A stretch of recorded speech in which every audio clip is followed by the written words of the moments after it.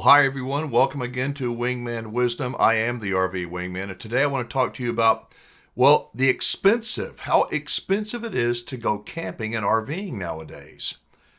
As you may or may not know, I've got a lot of Facebook groups that are about camping and RVing, and one of the common themes, if you will, people are going, what the hell's going on with the price of these campgrounds?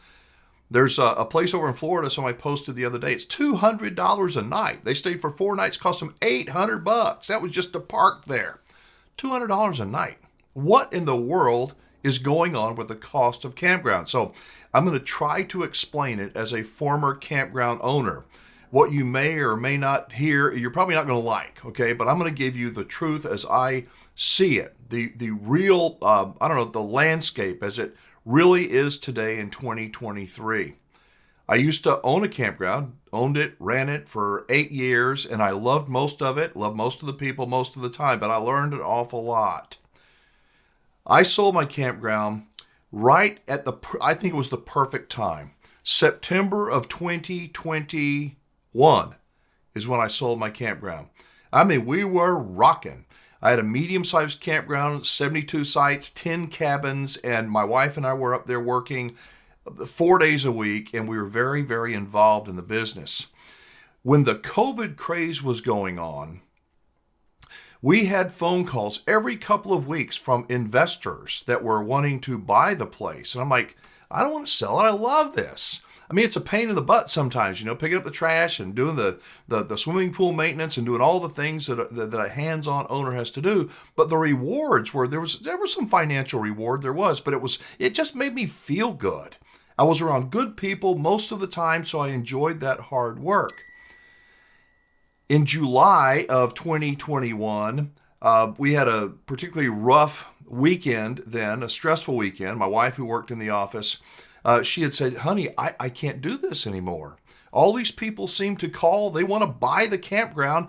Are you wanting to sell it? I said, I don't want to. She says, but I can't do this anymore. I've had enough crude, rude, disrespectful people, and I'm just done. I said, okay. So I made a phone call to a friend of mine that specializes in selling campgrounds. And I said, hey, Russell, I'm ready. In 3 days, he had 3 or 4 cash buyers. Every one of them was going to buy my mom and pop little, medium-sized campground, but there were corporations, there were investor groups that were looking to buy campgrounds. So I am one of the casualties, if you will, a mom and pop campground that just went bye-bye. Why? Because these investors saw, I'm just trying to assume what they saw a money tree. They saw you, if you're a camper, as an ATM machine that they can extract money from.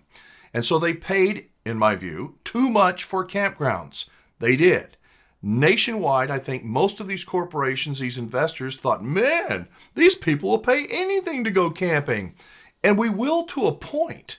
So these campgrounds, the corporation bought my campground. And I'm not speaking specifically about this group of investors, but in general, all the investors that have bought campgrounds all over, they look at things differently than I did. As a campground owner, I loved my campers. I loved them. I love being an enabler, helping them to have a fantastic weekend, making sure that I could do everything that I could to facilitate them making good memories. It mattered to me. People say, well, you take things too personally. I don't think so. I think when you take things personally, really personally, deeply personal, like my wife did in the office, she gave a crap. She did. She wanted you to be happy. Now, that didn't mean she was a doormat. Sometimes she had to say, no, we can't do that. But we were flexible. Yes, we had rules. But if somebody needed some special attention, they were going to check out a little bit late, we'd look at the schedule and we would bend the rules and be flexible with them. If somebody was a good customer and we were going up on the prices, we'd keep the prices the same to grandfather them in. We were flexible. You know why? Because I didn't care so much about today's experience with that camper. I wanted that camper to feel good, to love me, to love what we provided. And if I did that, if I did my job, they would come back time after time after time. So during the week when times were slow, I'd offer special deals where, you buy this and you get to come. Special deals because I loved people. I want to see people having fun because I think camping and RVing is great. I also cared about the people that worked for me. I'd run ads when I first, bought the campground. So that was what, 2014, 2013. I would run ads for work campers, and I'd get work campers. I didn't know much about the campground business, but I'd get people in, and most of them had a pretty good work ethic, and you could trade out. A work camper would work for nothing if you'd give them a site and full hookup and let them have use and access to everything at the facility for so many hours or so many days per week of work. It was a good arrangement. But things changed over the years. I talked about how stressful it got on us as owners of a campground. Work campers changed. Work campers started kind of being like many of our campers. They started being entitled. And who can kind of blame them? The people that started camping over COVID, many of them were disrespectful, had no respect for anybody else in the campground. They were completely and totally clueless. At the same time, these work campers, they didn't want to work, 20 hours a week or 2 days a week in exchange for their rent on their campsite. They wanted to get paid a wage. They also wanted to do less. It's just the truth. And so corporate America, the corporate investors, I think, that have bought these campgrounds, viewed me as an RVer, as an income-producing asset.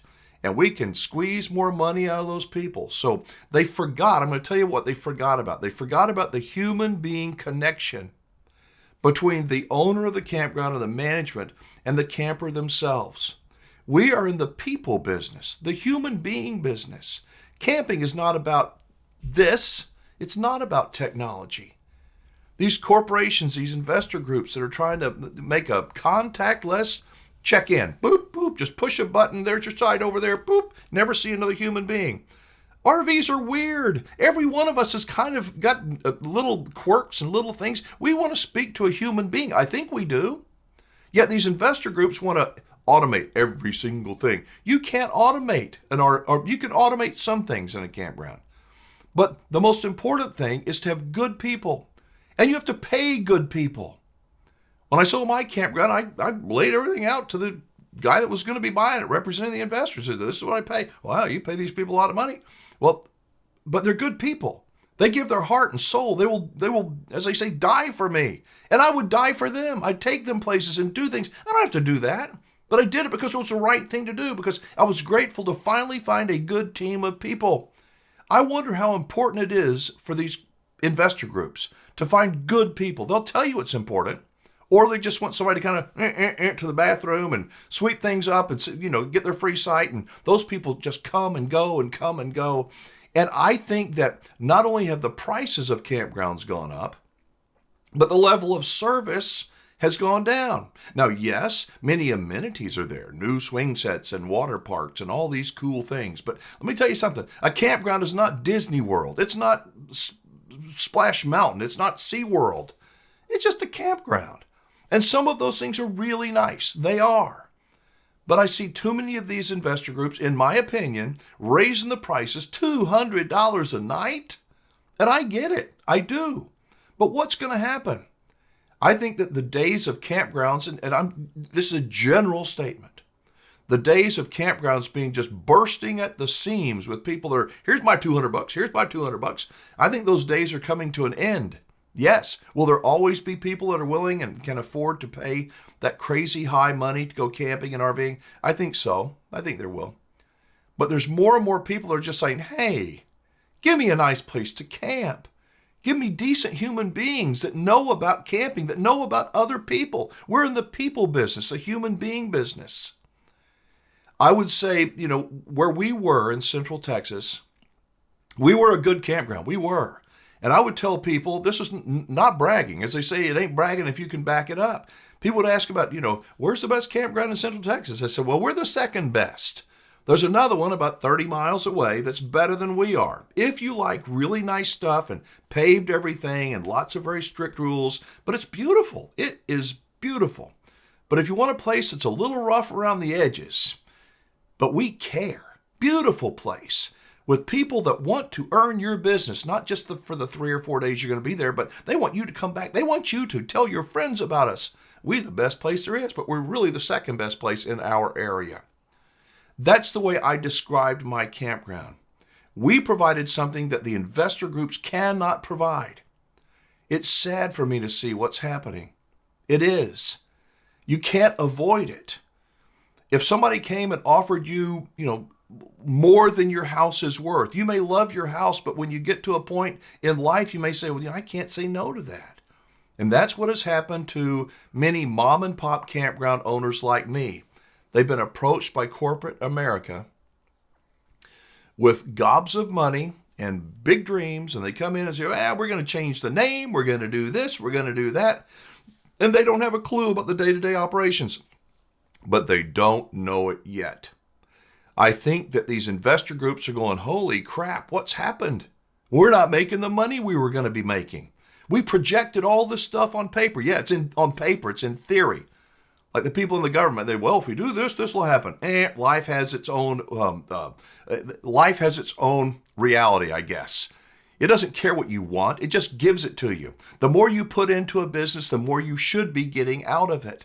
And I got a lot out of it. So where's this going to lead us for the rest of 2023? I think these investor groups are going to continue to keep the prices as high as possible. And in a sense, you can't blame them. Utilities have gone up, taxes have gone up, the cost of hiring people has gone up, everything has gone up. So if you think, well, they're ripping us off at $200, it does sound like a lot, but you may be getting a lot for it. You got to look at cost versus value. There are many, many different kinds of campgrounds. Most of them now, the good ones, are not owned by individuals, or they're not privately owned like my campground was. And, that's just a shame, at least in my opinion. Is that going to change? I don't think so. Let me tell you what I think is on the horizon, though. These investor groups are not going to go, boy, that was a crappy investment, we're going to dump this thing. You know why? Because ain't nobody else going to buy it except another investor group, or they're going to have to lower the price, and nobody wants to do that. How could they make more money? And you're not going to like this.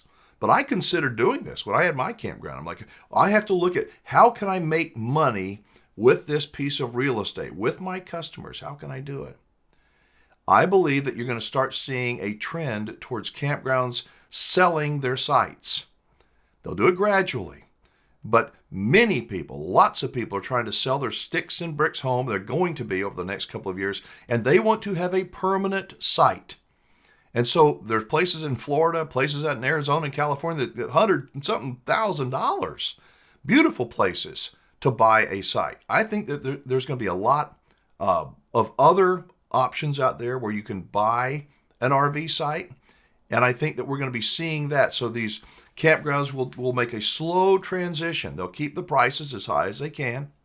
Then they're going to turn it, we're going to take this part and we're going to turn this into kind of our own development, see how it goes. And if it goes well, we'll just sort of transition out of the rental thing and we'll just sell these sites and manage it. What do you think? What do you see? Do you think that the prices are too high? Are they justified? Are you paying $200 a night to go RVing? Many people here on Wingman Wisdom are telling me they drive down the road and and you made me start doing this with my wife. 1, 2, 3. Ooh, there's 2 more. All the campers, all the RVs that you see going down the highway. And there's a buttload of them, I'm telling you. And there's only so many campgrounds you can go to. But what do you see? Drop a comment below. Let me know if this answered any of your questions. If you disagree with me, that's okay. Let me know as you look into your crystal ball. Do you think the prices, they're going to come down because they have to come down? Or do you think the campgrounds are going to become less crowded? I think they're going to become less crowded. Does that mean they're going to be ghost towns? No. It just means that the demand is not going to be there like it was during, 2020 to 2022. But those are my thoughts. Drop a comment below. Make sure you subscribe to Wingman Wisdom. And I will see you very, very soon. Be safe, have fun, play nice, and don't leave your good manners at home.